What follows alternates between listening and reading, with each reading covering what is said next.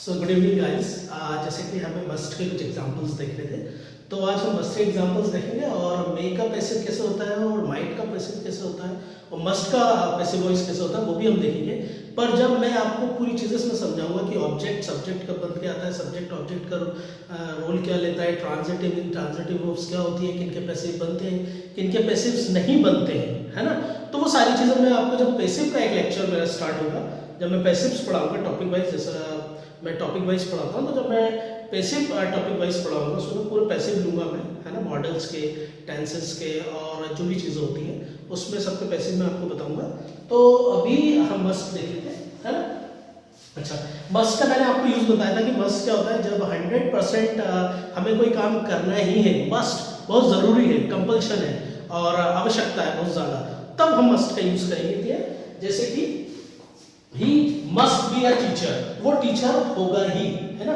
और अगर यहाँ पे होता है ही मे बी अ टीचर, तो 50-60% पॉसिबिलिटी हो जाती है कि वो टीचर होगा, शायद टीचर होगा भी, नहीं भी होगा, पर पॉसिबिलिटी 50-60। और माइट होता तो 10%, 15% पॉसिबिलिटी होती, नहीं भी हो सकता, हो भी सकता है। Clear. They must be students, वो स्टूडेंट्स होंगे ही।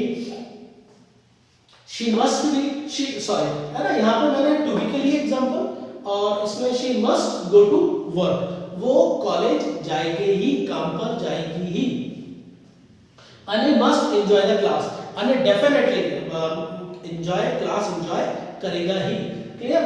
Meera must be singing a song, Meera गाना गा ही रही होगी। Clear.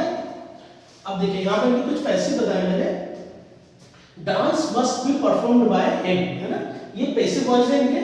Dance must be performed by him, dance might be performed by her, और dance पहला जो एग्जांपल है, sorry, dance may be performed by him, उसके द्वारा डांस किया ही जा रहा, पॉसिबिलिटी 50-40-60%, 50 से 60% पॉसिबिलिटी कि उसके द्वारा डांस किया जा रहा होगा।